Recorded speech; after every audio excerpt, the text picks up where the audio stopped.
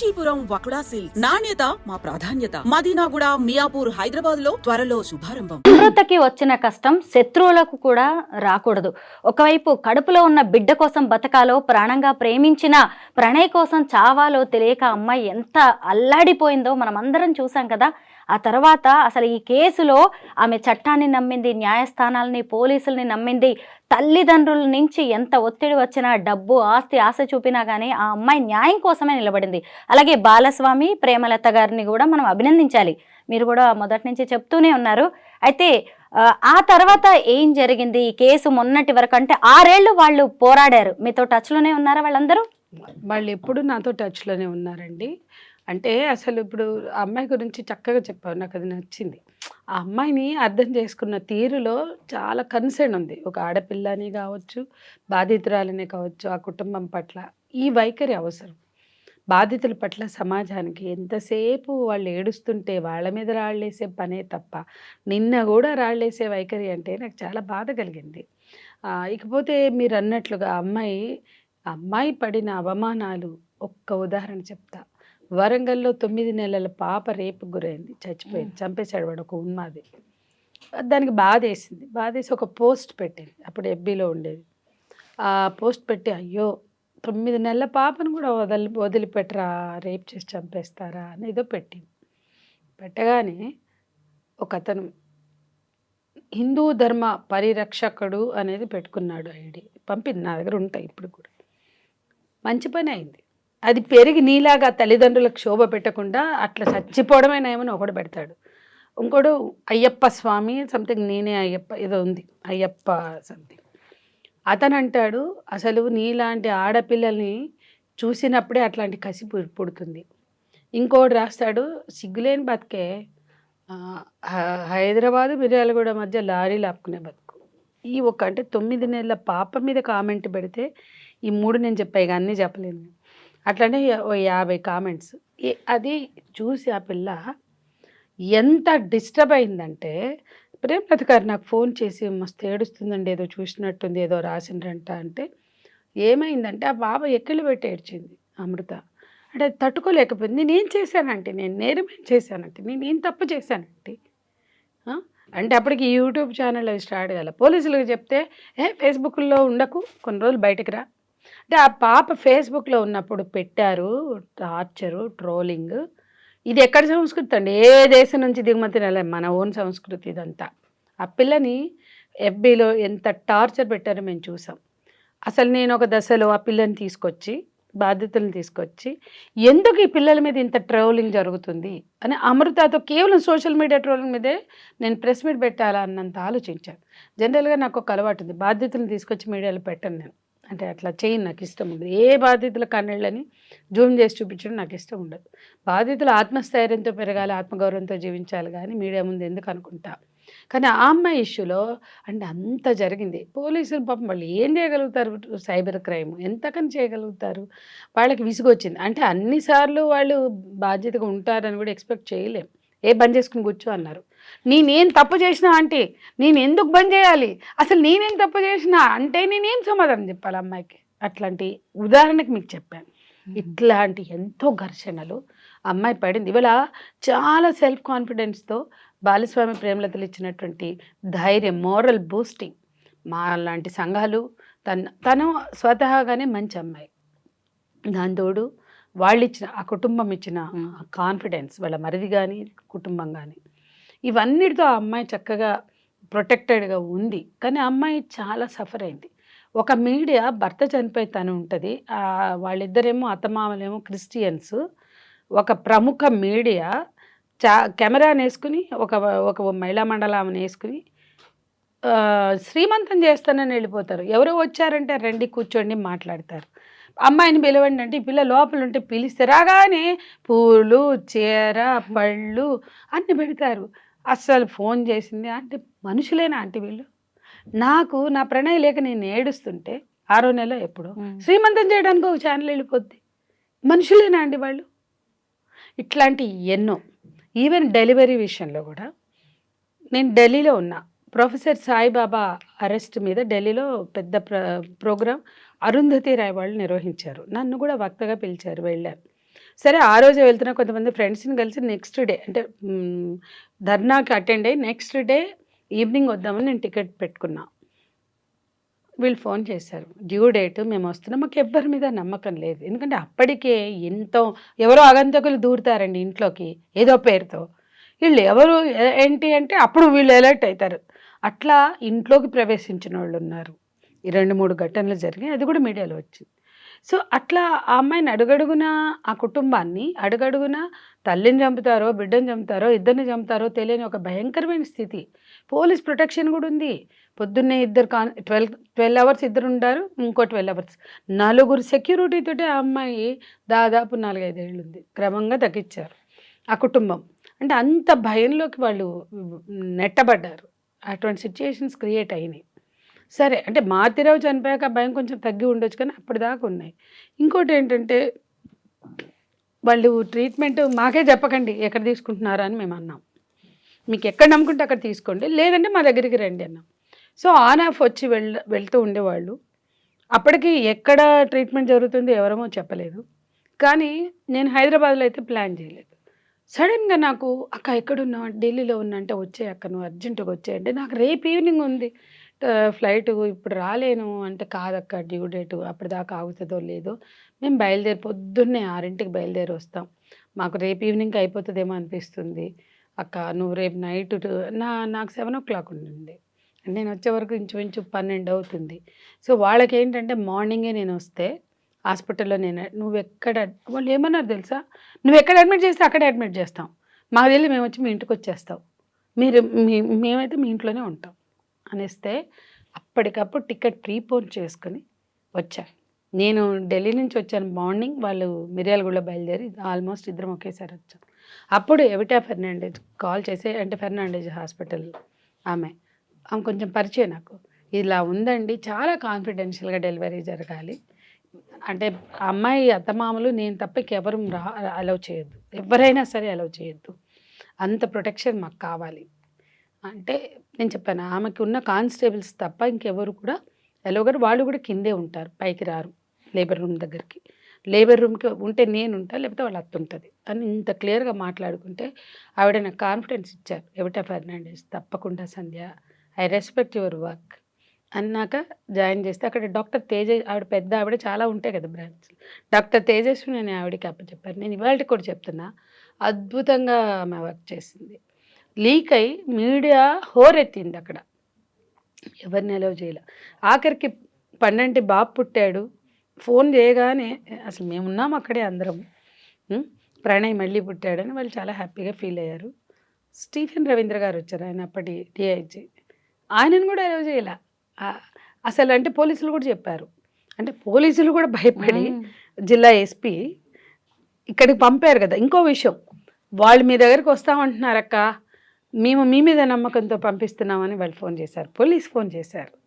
అంటే పోలీసులు కూడా మీరు ఎక్కడికి వెళ్తున్నారు చెప్పండి, మీరు ఎక్కడికో పోయి, ఇప్పుడు అసలే ఒకదానికి అడుక్కునే పరిస్థితి లేదు, వీళ్ళు పోయి మళ్ళీ ఏదైనా ప్రమాదం జరిగితే పోలీస్ డిపార్ట్మెంట్ కూడా భయపడతారు కదా, వాళ్ళని రక్షించాల్సిన బాధ్యత వాళ్ళ మీద ఉంది కదా, మీరు ఎక్కడికి వెళ్తారో చెప్పండి అంటే, మేము సంధ్యక్క దగ్గరికి వెళ్తామని చెప్పారట బాలస్వామి. అట్లయితే పర్లేదు, అక్క అయితే మిమ్మల్ని ప్రొటెక్ట్ చేయగలుగుతుంది అన్న నమ్మకం ఉంచి వాళ్ళు పంపారు. వాళ్ళు కూడా చెప్పారు. అప్పుడు ఈయనను కూడా స్టీఫెన్ రవీంద్ర గారిని కూడా రానిపోతే ఆయన కూడా దాన్ని వాళ్ళ హాస్పిటల్ వాళ్ళు అంత ఖచ్చితంగా రెస్ట్రిక్ట్ చేస్తే, సరే అమ్మాయి బాగుందంటే అని ఫోన్ చేసి మాట్లాడితే నేను బాగున్నాను అని ప్రణయ్ చెప్తే ఆయన వెళ్ళిపోయారు. అంటే నేనేమంటున్నా అంటే అంత జాగ్రత్త తీసుకున్నాను అడుగడుగున. అసలు ఆ పిల్లోడికి ఏమన్నా జలుబు చేస్తే వాడికి హెల్త్ బాగాలేకపోతే ఉంటుంది, వాళ్ళు కాబట్టి తట్టుకున్నారు, కన్న తల్లిదండ్రులు కూడా తట్టుకోలేరు. ఆ బాబుకి ఏదైనా తేడా వస్తే నేనే చూడలేక, ఎందుకు నా దగ్గర కూడా వచ్చేవాళ్ళు, నేను కూడా తీసుకెళ్ళేదాన్ని, మా బాబుని చూసిన పీడియాట్రిషియన్ కూడా నేను కనెక్ట్ చేశాను, ఇక్కడ మా బాబుకి ట్రీట్ చేసే హాస్పిటల్లో కూడా మేము అడ్మిట్ చేశాము. అవన్నీ చాలా నాకు చేయగలిగింది నేను చేసా, ఏదో గొప్ప అని నేను అనుకోవట్లేదు. నేను ఒకరోజు అడిగా, ఏందమ్మా నువ్వు కంగారు పడతావు, పిల్లలంటే వస్తాయి కదా, నువ్వు ఎందుకమ్మా అంత టెన్షన్ పడతావు అంటే ఒకటే అంది, ఆంటీ నా ప్రణయ్, ఆంటీ పెళ్ళిళ్ళు చేసుకోవచ్చు మళ్ళీ పిల్లల్ని అంటారు కదా, నాకు మళ్ళీ పుట్టాడు కదా అంటే నా ప్రణయ్ అంటే. నిజంగా ఆ రోజు ఆయనే ఏడ్ చేశారు బాలస్వామి గారు కూడా. భర్తే బిడ్డగా పుట్టడం అంటే ఏంటి అంటే తను ఆ రోజు అన్న మాట ఏంటంటే, నాకు మళ్ళీ అంత ప్రెషియస్ ఈ చైల్డ్. ఏమన్నా అయితే నాకు ఉండడు కదా అంటే నేను నిజానికి ఆ రోజుకి అది హోప్ హాస్పిటల్లో ఆ అమ్మాయి అన్న మాట నాకు ఇప్పటికీ మర్చిపోలేను. ఆ తల్లిదండ్రులకి చేతులెత్తి మొక్కాలండి. ప్రణయ్ తల్లిదండ్రులకి ఎంత ఓపిక. అసలు మనకే కోపం వస్తుంది. నేను 1, 2 సార్లు ఏందమ్మాయి నువ్వు అసలు వాళ్ళని అంత ఇబ్బంది పెడతావు అసలు ఇంకొకళ్ళు అయితే ఈమె వల్లే అసలు మా కొట్టారు అంటారు. వాళ్ళ ఇంట్లోనే అప్పుడు ఒక రోజు ప్రేమలత గారి తల్లే అమ్మమ్మ, ఎందుకైనా మనవడిని పెంచాడు పెద్ద మనవడు. అమ్మమ్మకి ఉంటది కదా బాధ. ఓ రోజు నా దగ్గరే అంది, కానీ మీరు మాకండి అట్లా అని చెప్పాను. అంటే వాళ్ళు కూడా అవుట్ ఆఫ్ లవ్ కానీ చెప్తున్నా. కానీ నిజంగా ప్రణయ్ తల్లిదండ్రులు గొప్ప మనుషులమ్మ. ఆ అమ్మాయి బతికి ఉందే గానీ కడుపులో ఉన్న ఆ బిడ్డని కనాలి అని, కానీ మానసికంగా ఎంత స్ట్రగుల్ అయింది, లోపల లోపల ఎంత కుమిలిపోయింది. ఆ ఎఫెక్ట్ అనేది నిహాన్ ఆరోగ్యం మీద పడింది చూసారా.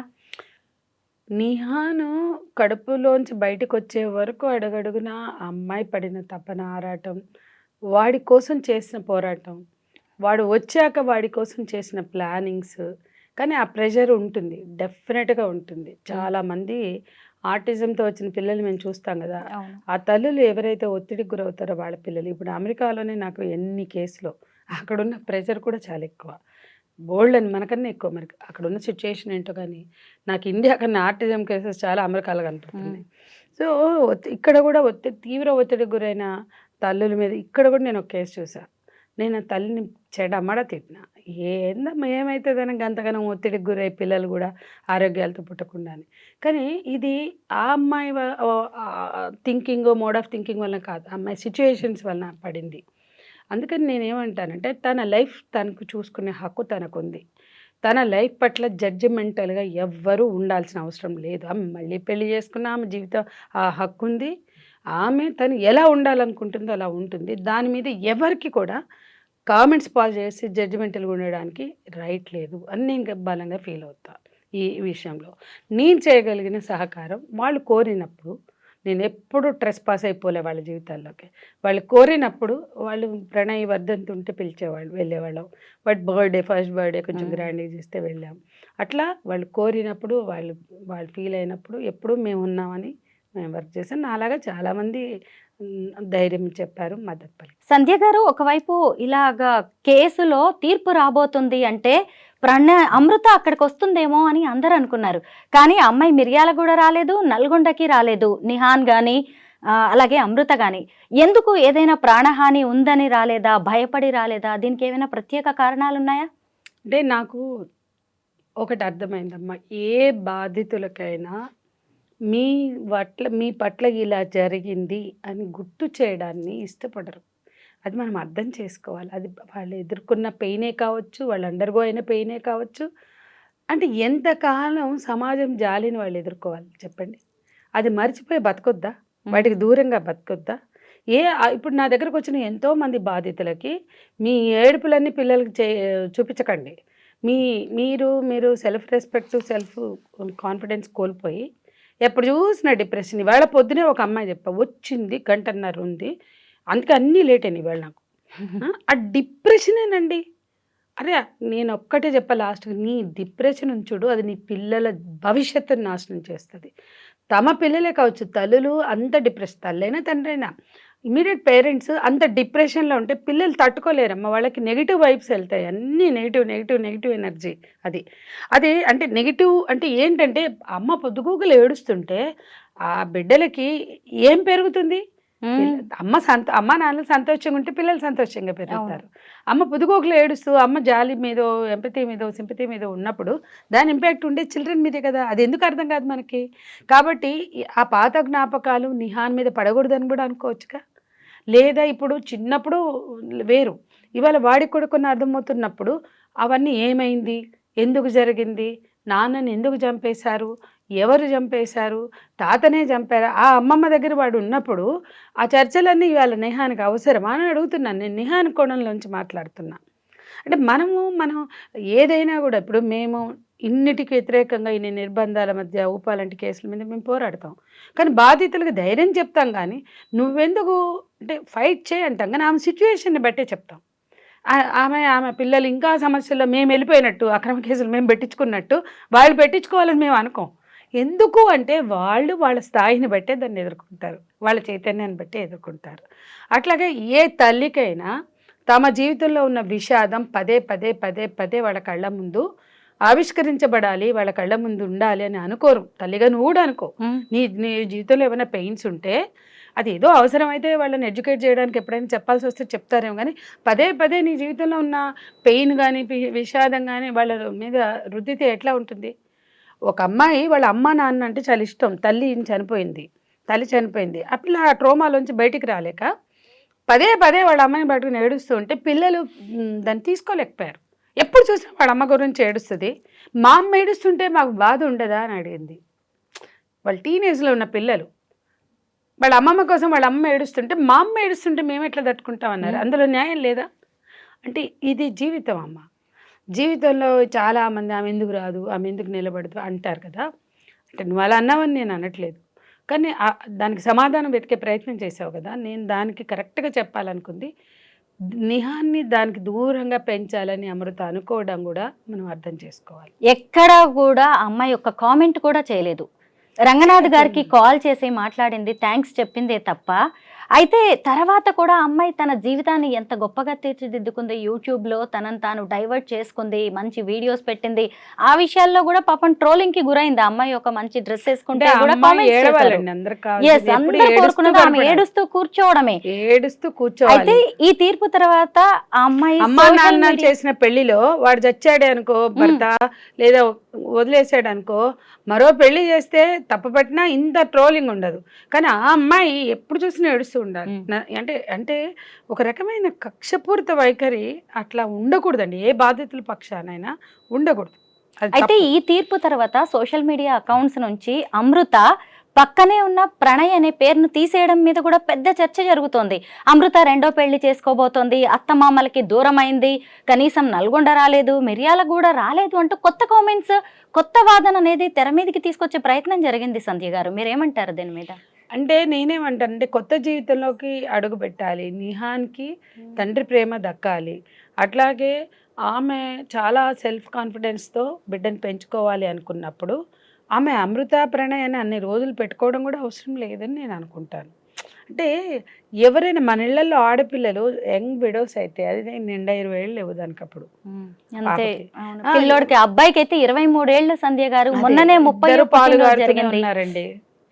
నేనేమంటున్నా అంటే మన అమ్మాయి అట్లా ఉంటే ఇంకా అంత జీవితం అంతా విడోగా ఉండాలి మనం అనుకోం కదా. మరి అమృత ఏం తప్పు చేసింది? ఇప్పుడు ఎంతోమంది తల్లిదండ్రులు మళ్ళీ పెళ్లి చేయాలన్నప్పుడు వాళ్ళు ఏం చేస్తున్నారు, వాళ్ళకు పుట్టిన ఒకళ్ళు ఉంటే బిడ్డలు, వాళ్ళు ఉంటే అవతల సంబంధాలు రావు అని అది అమ్మ తాతయ్యలు తండ్రులై పెంచుతారు. అవును, తల్లిదండ్రులై. నేను చాలా కేసెస్ చూపిస్తాను. ఎందుకు ఆ పాపకు మళ్ళీ పెళ్లి చేయాలి? వీడుంటే ఆ పాపో బాబో ఉంటే మళ్ళీ సంబంధాలు వెనక్కిపోతాయని. అసలు ఆ అమ్మాయి తండ్రి లేడు, తల్లి ఉంది, తల్లి ఉండాలి అనుకోవడం కన్నా మేము పెంచుతాం, ఆ బాబో పాపో మీకు భారం కాదని చెప్తారు. నేను దాన్ని కూడా అభ్యంతరం పెట్టా కొన్నిసార్లు. అంటే అలా బిడ్డతో సహా తల్లిని యాక్సెప్ట్ చేయాల్సిన సందర్భాలు ఉంటే చేసిన వాళ్ళు కూడా ఉన్నారు. కానీ వీళ్ళు సిద్ధపడిపోతారు. అంటే అమ్మాయికి మళ్ళీ పెళ్లి చేయాలంటే ఏది ఆటంకం కాకూడదు అని. అదే ఆ అమ్మాయికి కూడా ఆలోచించవచ్చు కదా, మనం అట్లా అర్థం చేసుకోవచ్చు కదా. తల్లిదండ్రులే ఆ బిడ్డకి ఏ ఆటంకాలు లేకుండా చేస్తున్నారు. యంగ్ వీడియోస్ ఉంటాయి, ఆ బిడ్డల్ని తీసుకొచ్చేసుకోవడం. ఒక అమ్మాయి కొట్లాడుతుంది నా దగ్గరకు వచ్చి, నా బిడ్డను వాళ్ళు పెంచుతున్నారు అంటే. ఏమ్మా అంటే, మేడం కొడుకుంటే సంబంధాలు రావు మేడం, ఎందుకు వెనక్కిపోతాయి మేడం అంటే. అది వాళ్ళ ప్రేమ అందులో ఉంది. అవును, మరి అదే ఈ అమ్మాయికి ఎందుకు వర్తింప చేయలేకపోతున్నాం? ఇది మనం ఆలోచించాలి. నిజమే. అసలు అమృత జీవితం అయితే కొత్తగా ఉండాల్సిందే, వెలుగులు పూయాలి, మనమందరం కూడా అదే కోరుకోవాలి. అమృత జీవితంలో ఉన్న చీకటి కోణాల గురించి మా అందరికీ తెలిసేలా చేశారు. థ్యాంక్ యూ సో మచ్ సంధ్య గారు. Thank you.